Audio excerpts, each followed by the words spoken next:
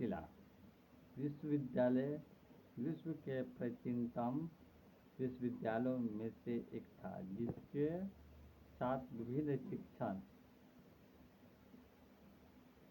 विषयों डिसिप्लिन्स के अनेक व्याख्यात विद्वत विद्वान व्यक्तिगत संबंधित थे।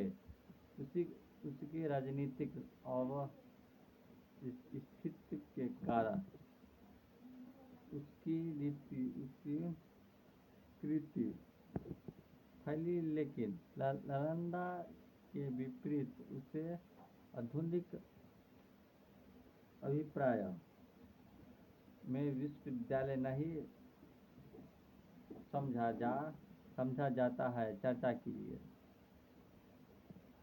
तक्षशिला व नालंदा विश्वविद्यालय भारत व विश्व के अग्रणी संस्थाओं में से एक थे, जिसकी अवस्थिति क्रमशः वर्तमान में पाकिस्तान के रावलपिंडी तथा बिहार के नालंदा जिले के राजगीर में स्थित थी।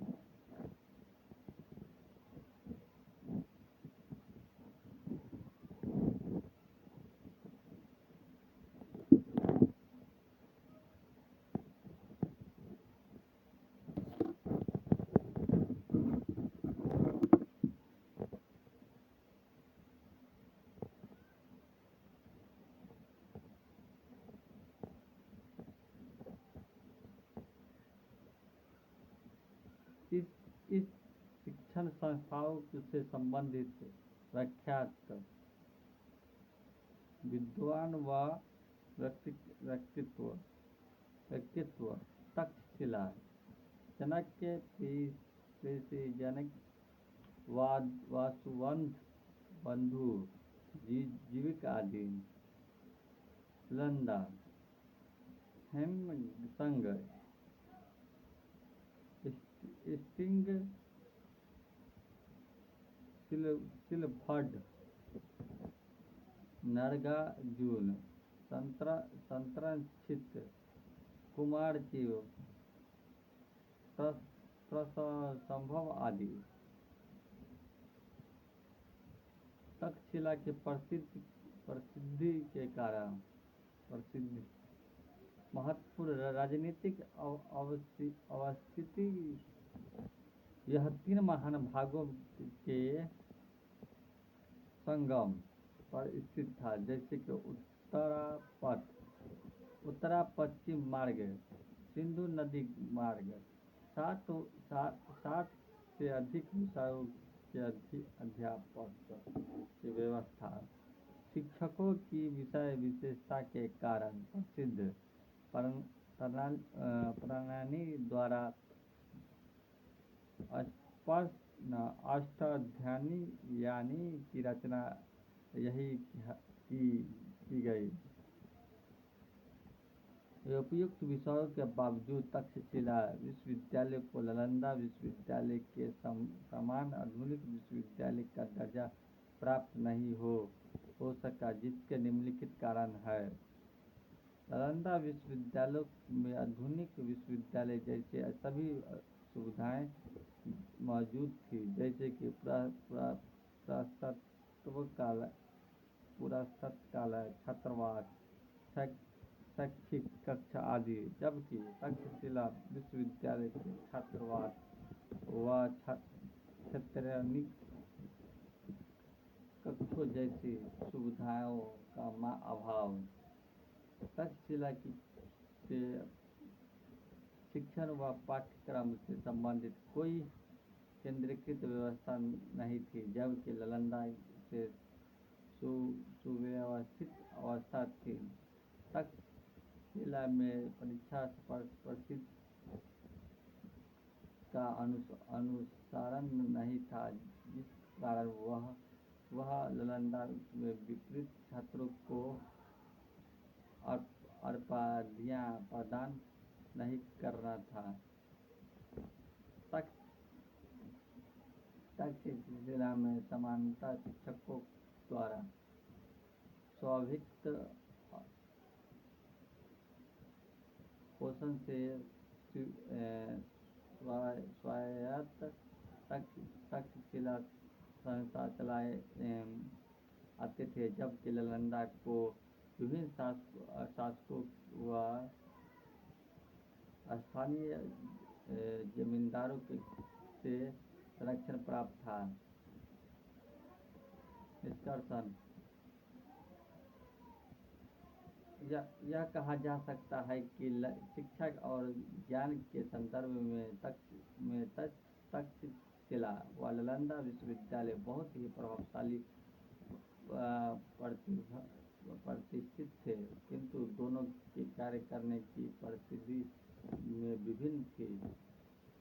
इसके साथ समय काल के अंतराल में भी इसकी संरचनात्मक विषयों को प्रभावित किया। सूफी और मध्यकालीन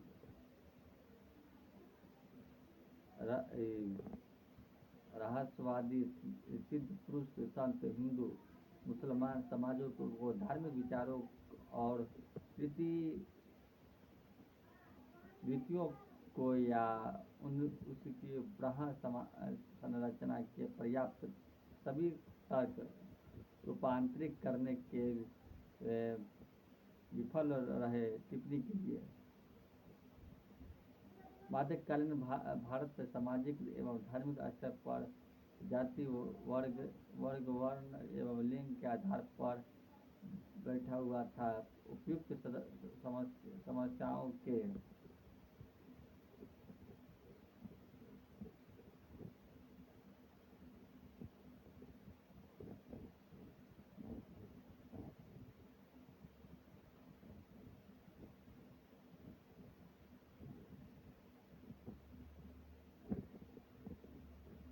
बीच भक्ति व सूफी परंपरा एवं विचारधारा का तेजी से विकास हुआ। सूफी एवं भक्ति संतों के अंतर्गत निजामुद्दीन औलिया, ख्वाजा मुइनुद्दीन चिश्ती, बाबा फरीद करीब एवं गुरु नानक नामदेव आदि के नाम उल्लेखनीय है। सूफी व भक्ति परंपरा द्वारा धार्मिक विचारों व रीतियों को प्रभावित करने के निम्नलिखित प्रयास किए गए थे। सूफियों के रूढ़िवादी परिभाषाओं व धर्माचार्यों द्वारा की गई कुर्बा तथा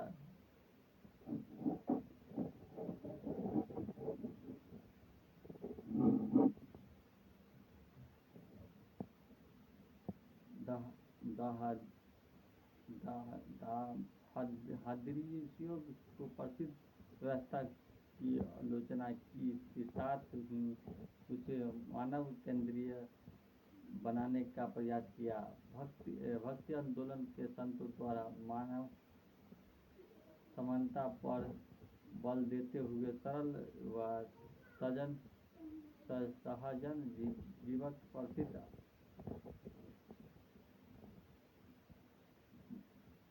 अपनाने की बात कही गई। भक्ति व सूफी संत सभी धर्मों की मौलिक समता एवं ईश्वर की एकता पर बल देते हुए धार्मिक कार्यक्रमों एवं अंडवारों के विरुद्ध पुकार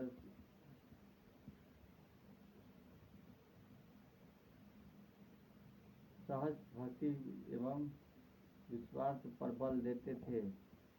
उपयुक्त प्रयासों के बावजूद सूफी व भक्ति संत समाज में परिवर्तन लाने में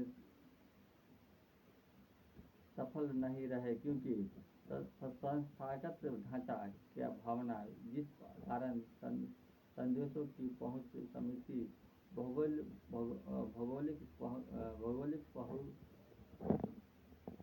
पहुंच का समिति से होना, रहस्यवाद का बोलबाला था, जिन सामाजिक धार्मिक रीति रिवाजों पर प्रहार किया था उनके विकल्प देने के सफल रहे थे। इन संतों के विचारों में एक रूपता का अभाव, अनुयायी समाज के निचले वर्गों के लोग। अतः हम कह सकते हैं कि सूफी व मध्यकालीन संतों में भले ही तत्कालीन समाज के धार्मिक विचारों व रीतियों को पर्याप्त रूप ने बदल पाया होगा, तो फिर भी इन संतों ने एक सकारात्मक परिवर्तन लाने का प्रयास किया, जिससे आगे चलकर भारतीय समाज एवं संस्कृति को एक नवीन रूपरेखा मिली। गांधार मूर्ति कला रोमन वासियों की उत्तरी उन्नति ही रीति थी, जितनी कि वह यूनानियों की स्पष्ट की। यूनानी काल के प्रभाव से देश के प्राचीनतम प्रदेशों में काल की जीवन जिस मानव शैली का उदय हुआ उसे गांधार शैली कहा जाता है। यह विश्व रूप से बौद्ध धर्म से संबंधित धार्मिक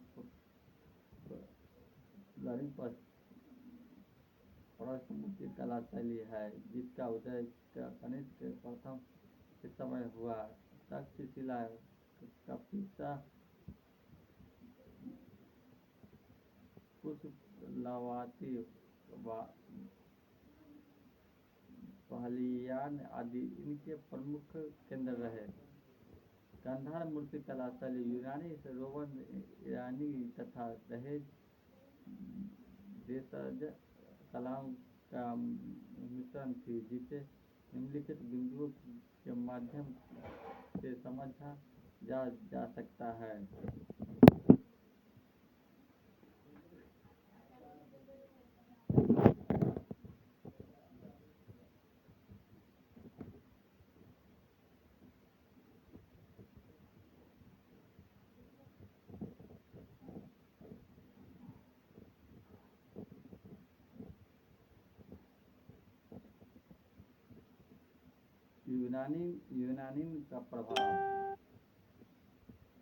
यूनानी का प्रभाव वस्त्र सिलावट युक्त और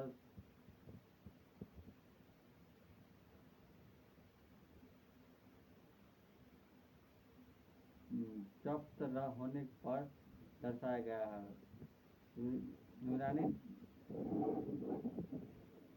यूनानी देवता अलोपन की तरह बौद्ध को प्रदर्शित किया गया। मांसपेशियों, केश विन्यास, शरीरीय बनावट यथार्थ रूप से प्रस्तुत कर। रोमन का प्रभाव पारदर्शी कपड़े, आभूषण, सिर पर राजमुकुट। भारतीय प्रभाव मुख पर आध्यात्मिकता, सिर के पीछे आभामंडल का प्रयोग। अतः इस शैली में निर्मित मूर्तियां यूनानी, रोमन, भारतीय व ईरानी कला का स्पष्ट प्रभाव देखे जा सकता है, जिन्हें अलग करना कठिन प्रभावित है। इसलिए हम कह सकते हैं कि गांधार मूर्ति कला शैली सही अर्थों के प्रतीक वेशभूषा में भारतीय संस्कृति का प्रतिनिधित्व करती है।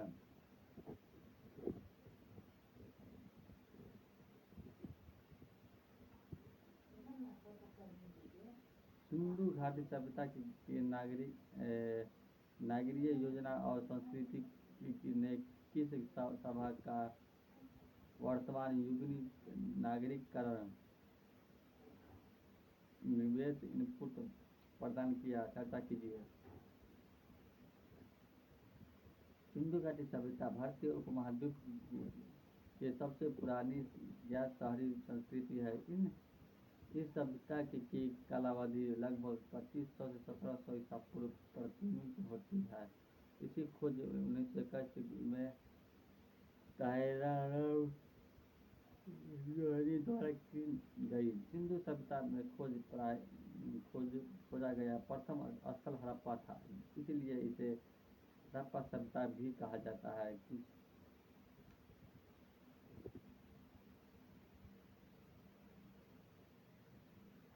सिंधु घाटी सभ्यता नगरीय योजना और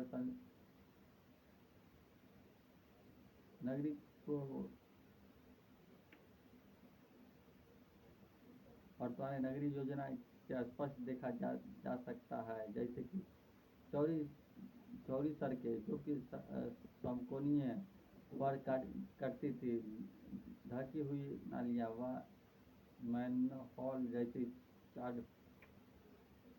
चंडीगढ़, रसोई घर, शौचालय, कतार में बने आवासीय प्रभाव,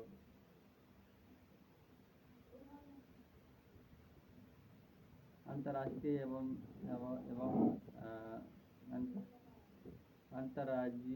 अंतर्राष्ट्रीय व्यापक कारखाने, मानके एवं धातु बनाने के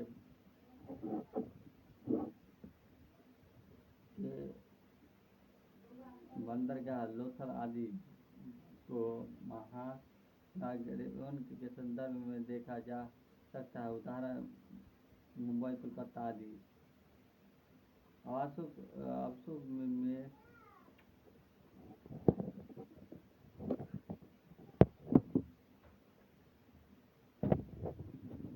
आवासों के वर्ग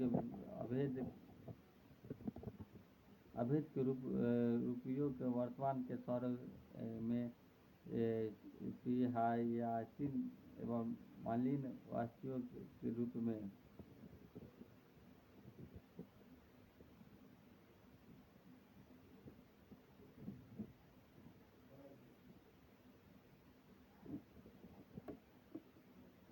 गैर कृषक शिल्पी एवं व्यापारिक वर्ग का नरगो में संकेंद्रण, वृक्ष पूजा, पशु पूजा, जूत धोना, मृत पूजन, देवी दुर्गा पर्वतीय के रूप में वर्तमान में है। बलि प्रथा जैसे कि सांस्कृतिक विशेषताएं वर्तमान समाज में भी प्रचलित थी। अतः यह सभ्यता जीवन में नियोजित स्वरूप में अपने समय में कहीं आगे थी, जो कि इनके संस्कृति एवं नागरीकरण के माध्यम में वर्तमान युग में परिलक्षित होती है।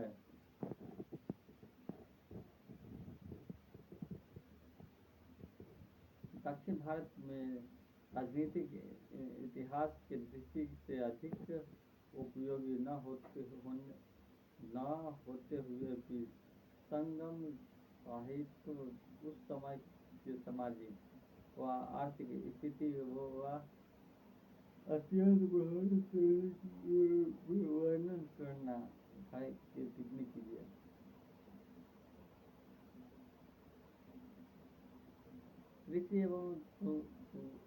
कृषि एवं तुंगभद्र नदी के नदी के दक्षिण भाग में लगभग 300 ईसा पूर्व में 200 ईस्वी के बीच की अवधि में संघ काल कहते हैं।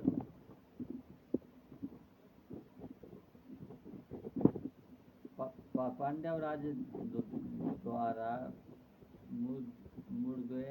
मुदुरैन में आयोजित विद्वानों मामलों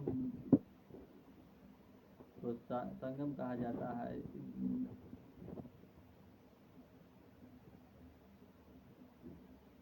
इन संगमों के रचे गए साहित्य को संगम साहित्य कहा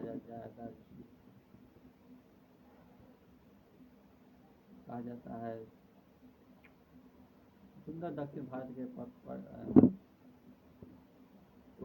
में भारत पारंपरिक राजनीतिक सामाजिक एवं आर्थिक इतिहास को जानने के संगम साहित्य के महत्वपूर्ण भूमिका है, जिसे हम निम्नलिखित बिंदुओं के माध्यम से भी समझ सकते हैं। राजनीतिक स्थिति सोने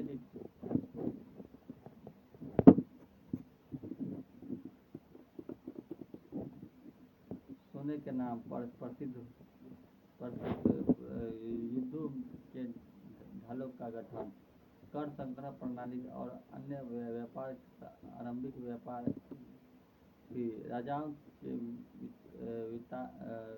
वितार का अतिशयोक्ति वर्णन वर्गित अधिकारी राजाओं वर्ग तथा स्थलों को पुनर्लिखित शख्स बहुत कम था। वस्त्र उद्योग मुख्य उद्यम तथा सूती वस्त्रों के प्रसिद्ध था कि यहाँ के रेशम के प्रतिनिधित्व के मारे थे। नियमित कर प्रणाली का प्रभाव, किंतु काली मिर्च, हाथी दांत, रेशम के निर्णय में राजाओं को धनवान बनाया। आर्थिक स्थिति काली लोग आरंभिक में पशु चारा थे। विदेशी व्यापार के माध्यम से भारी मात्रा में सोने की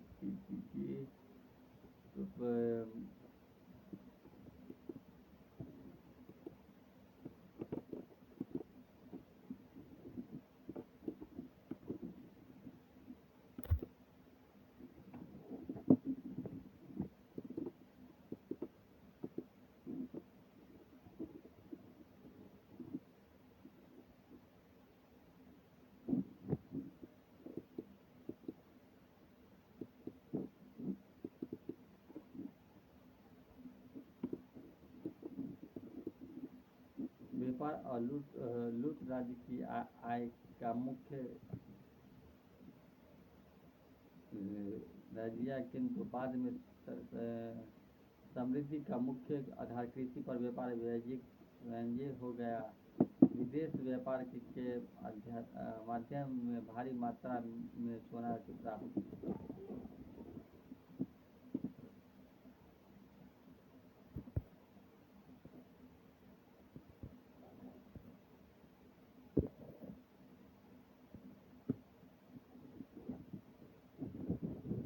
सामाजिक स्थिति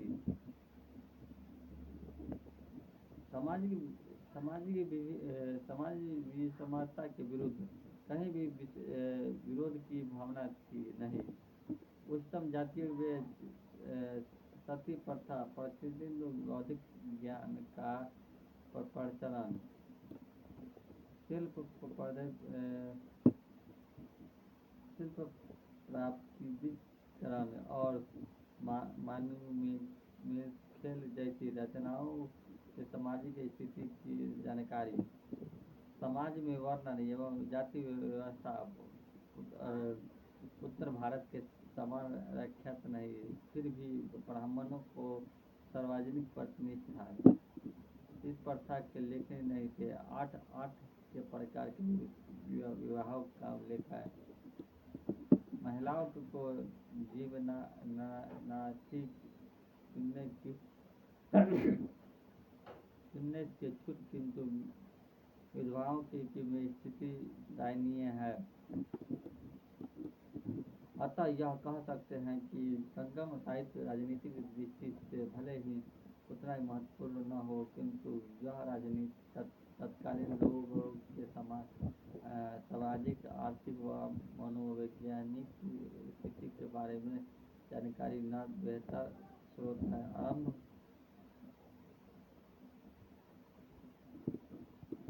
आरंभिक भारतीय शिलालेखन के आंकड़े तांडव नृत्य की विशेषता कीजिए। तांडव नृत्य का संभव भावना शिव से माना जाता है।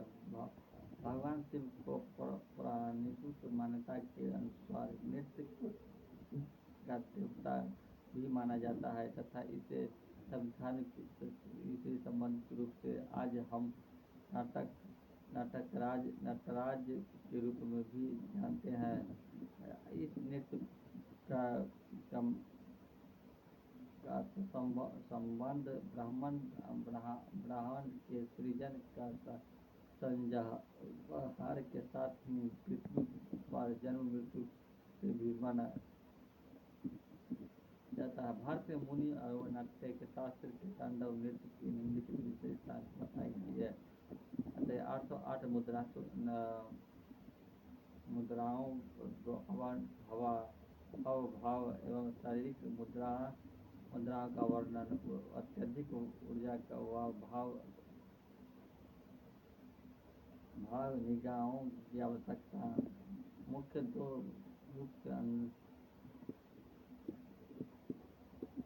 कांबड़ व रुद्र तांडव, आंतरिक शक्ति के 5 चित्रात्मक भावनाओं का नाटकीकरण, जैसे कि अनुग्रह, मौखिक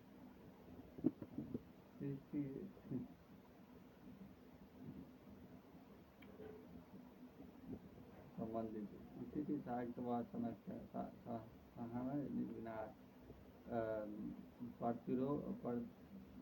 तिरोभाव मोहाय।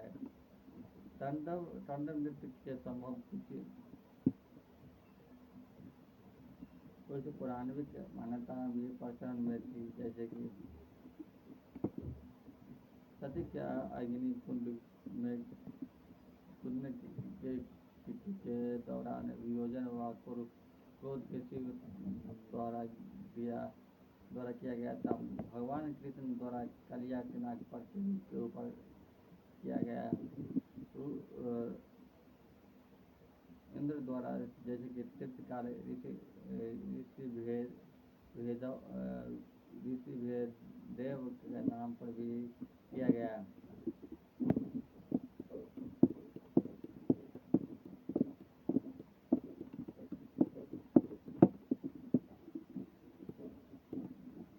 उपयोग विशेषता के अनुसार स्पष्ट होता है कि शिव की तांडव नृत्य के जन्मदाता और तांडव नृत्य की अन्य मृत्यु का आधार, क्योंकि तांडव नृत्य की उल्लेखनीय हस्त मुद्रा, हाव मुद्रा आदि जन्म आदि सभी प्रकार के मृत्यु से सामना कर रखती है।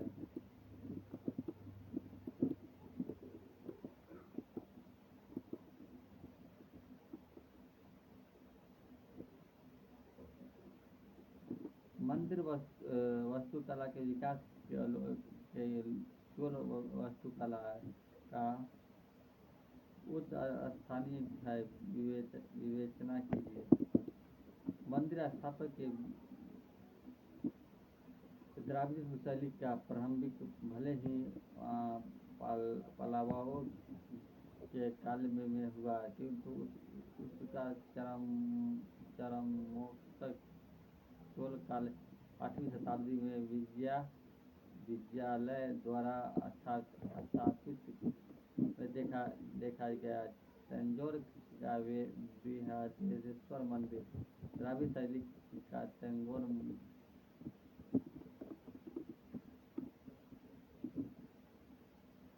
नमूना है। यह साथ ही इस काल में बनी नाटक राज्य के विकास से मूर्ति को भी ख्याति से प्राप्त है।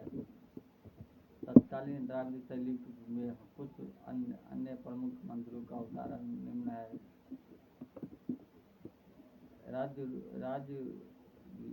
राजेश्वर मंदिर, गंगा कोंडा चोलापुरम,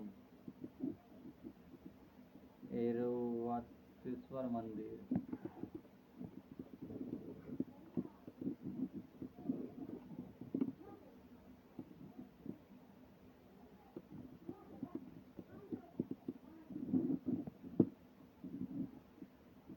द्राविड़ शैली का विशेषता, मंदिर कई मंजिलों में होते हैं। ग्रामीण के जलकुंड होते हैं।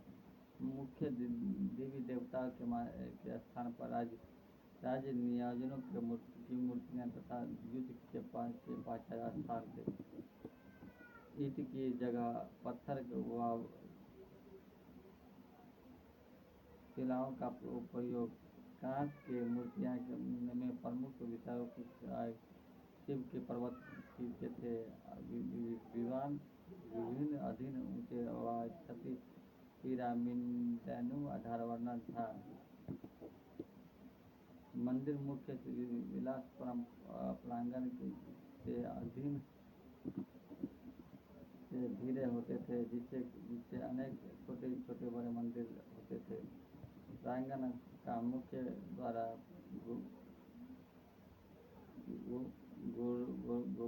गोपुरम कहलाता था। अतः यह कहा जाता है कि चोल काल के मंदिर वास्तुकला की द्राविड़ शैली का प्रतीक था, जिन्हें मध्ययुग भारत में भी कुछ सबसे बड़े भव्य मंदिर का निर्माण किया गया। इन मंदिरों की भव्यता के कारण इस काल में स्थापत्य को द्राविड़ भारत का स्वर्ण काल भी कहा जाता है।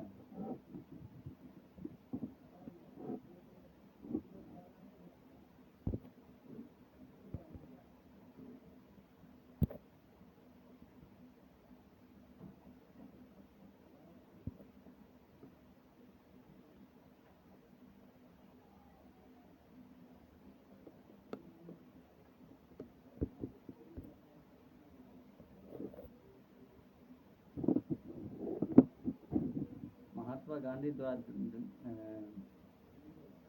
रविंद्रनाथ टैगोर के शिक्षा और राष्ट्रवाद के प्रति सर्वोच्च में से क्या अंतर था? ब्रिटिश शासन की स्वतंत्रता के पश्चात करने के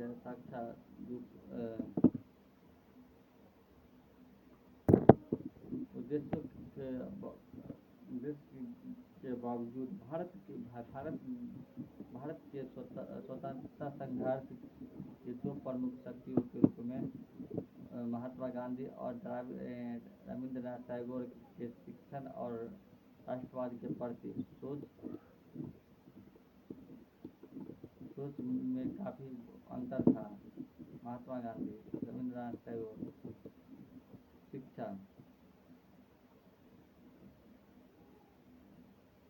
महात्मा गांधी नई कीमती अथवा बुनियादी शिक्षा के अवधारणा के विषय विश्वास करते थे। उन्होंने व्यावहारिक, बौद्धिक और नैतिक कौशल के विरुद्ध करने वाली सामग्री शिक्षा को प्रोत्साहित किया। उन्होंने अभिजात वर्ग और आजमन के बीच की असमानता को कम करने के लिए व्यावहारिक शिक्षा बल दिया। राष्ट्रवाद, अहिंसा का सत्याग्रह करके राष्ट्रवाद की प्रमुख विशेषता थी। गांधी का राष्ट्रवाद आत्मनिर्भरता के अत्यधिक स्वराज के बीच निहित थे। ब्रिटिश शासन को कमजोर करने के रूप में उन्होंने ब्रिटिश वस्तुओं का संस्थाओं के बहिष्कार के विषय को बढ़ावा दिया।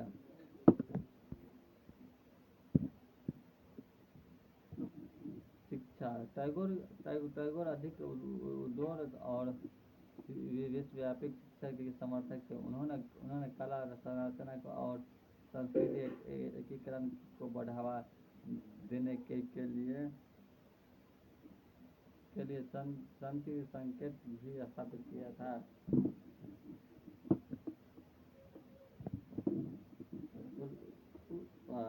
उसका दर्पण विश्व की विशेष संस्कृति के महत्व को देने के उन्होंने संस्कृति समृद्धि करने वाले लोग के स्वर्णिम समूह भी विकसित करने पर आधारित था। राष्ट्रवाद टैगोर को राष्ट्र को अधिक विश्वव्यापी और कम आक्रामक था।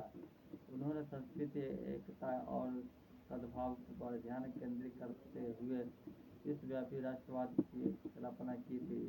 वह भारत की विरासत के पूर्व और पश्चिम के बीच के कड़ी के रूप में देखते थे तथा उसका मानना था कि राष्ट्रवाद का उद्देश्य भारत की वैश्विक साम्राज्य के अलग रखने की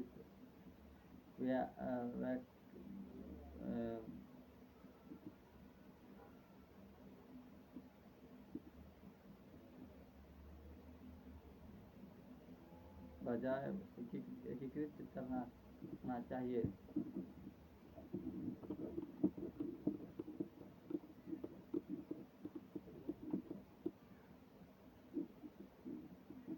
हालांकि महात्मा गांधी जी के राष्ट्रवाद अहिंसा और व्यवहारिक शिक्षा पर केंद्रीय था, किंतु उदारवादी दृष्टिकोण वाले टैगोर राष्ट्रवाद के संदर्भ में सार्वभौमिक दृष्टिकोण रखते हैं। विश्व के विभिन्न देशों में रेलवे के आगमन के ढांचे वाले सामाजिक आर्थिक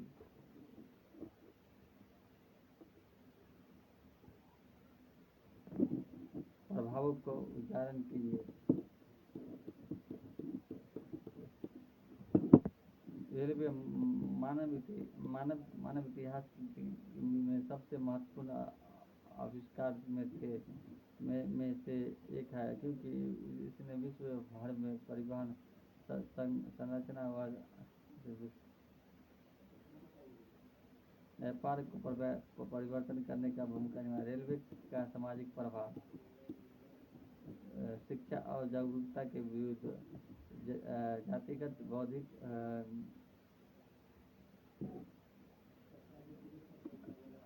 बंधुओं में कमी, शहरों एवं गांवों को आपस में जुड़ा हुआ था।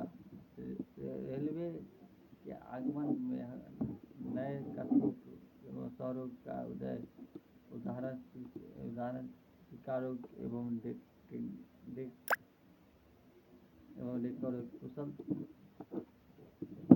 कुशल परिवहन के साथ विनिमय तथा आर्थिक विकास को बढ़ावा मिला। कृषि के लिए साथ निर्यात को बढ़ावा मिला। औद्योगिकरण के युद्ध में के कारण कपड़ा का उद्योग के साथ कोयला खाना को बढ़ावा मिला, जिसके परिणाम स्वरूप आर्थिक वृद्धि को बल दिया। घरेलू एवं राष्ट्रीयकरण स्तर पर बाजारों के एकीकरण को बढ़ावा मिला। रेलवे के नकारात्मक प्रभाव परिवर्तन की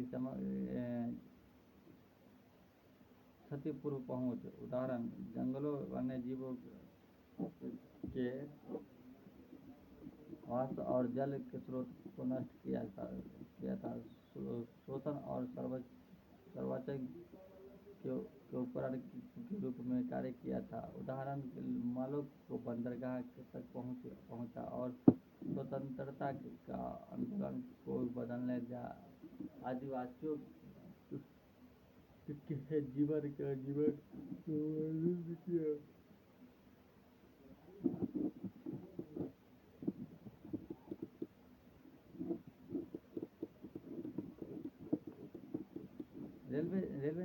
राष्ट्रीय सामाजिक आर्थिक आर्थिक समृद्धि को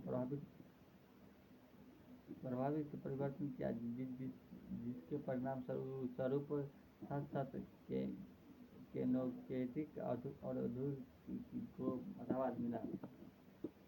भारत में प्रसिद्ध हम देखते हैं कि रेलवे ने कहा यहाँ भारत में राष्ट्रवादी उद्भाव तथा राष्ट्रीय स्वतंत्रता आंदोलन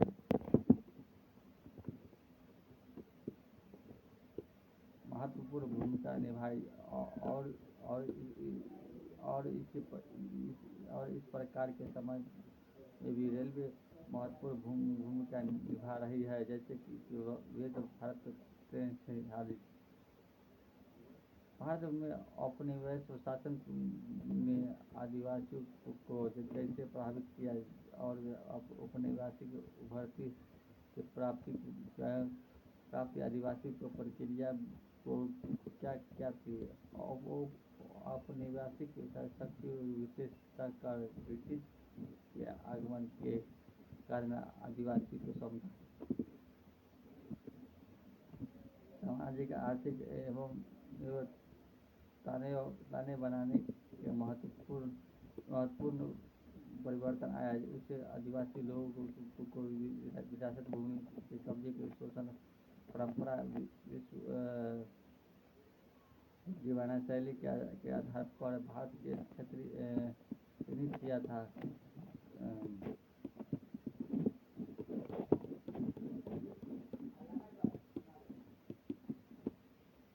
घोड़ी कला युद्ध कुछ आदिवासी समुदाय ने औपनिवेशिक शक्तियों का विरोध करने के लिए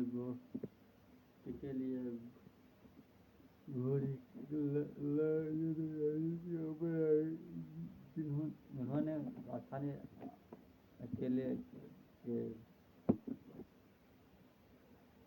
संबंधित जानकारी का प्रभाव उठाते हुए गोरिल्ला युद्ध राजनीति का उदय का उपयोग हुआ था। भारत में उपनिवेश की प्राप्ति की आदिवासी समुदाय के बर्बादी के लिए प्रक्रिया के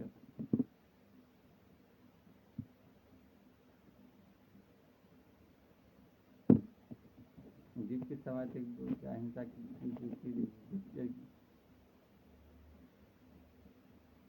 जिसका उद्देश्य अपने अधिकारियों को सशक्तिकरण तथा पारंपरिक जीवन शैली की रक्षा करता है। इन प्रयासों को आधुनिक भारत की आदिवासी अधिकरण और विकास के संदर्भ में चर्चा की नीति योजना मिली।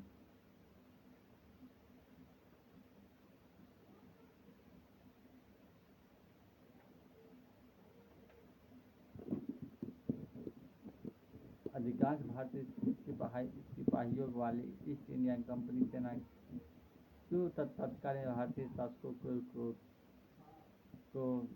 संख्या बल के अधीन और बेहतर सुसज्जित सेना की लगातार जीतती है। ब्रिटिश सेना अधिकांश सिपाहियों को भारतीय सेना में भी ब्रिटिश सेना की संख्या भारतीय राजाओं और शासकों की सेना के कम दल थे। इन सूखियों के बावजूद कंपनी की सेना लगातार भारतीय सेना की स्थिर रही, जिसके निम्नलिखित का कारण थे।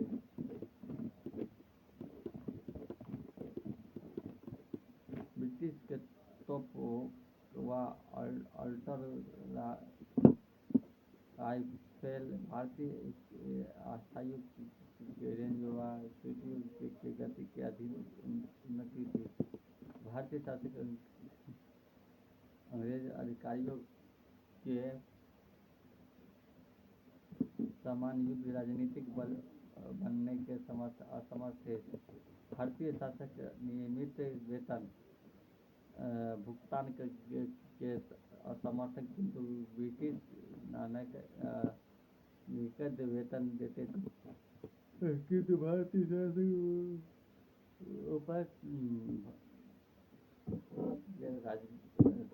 सैनिकों को निर्णय राशि का बहाना है। अंग्रेजों के पास Robert Clive Wellesley, Richard sir Eyre Coote एवं आर्थर वेलेज़ जैसे कि प्रभावित नेतृत्व थे। ब्रिटेन को ब्रिटिश को धन और अन्य साधनों के रूप में सरकारी सहायता मिली थी। भारतीय शासकों में एक संजातीयतापूर्ण राजनीति, राष्ट्रवाद का अभाव था।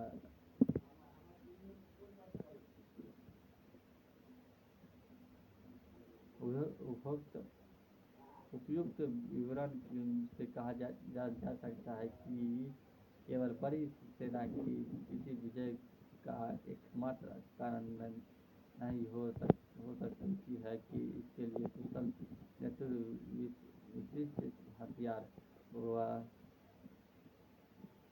स्थिर राजनीतिक जैसे कारण भी उत्तरवादी देते हैं। सबसे बढ़कर वफादारी व राष्ट्रवादी जैसे भावना युद्ध विजय की मांग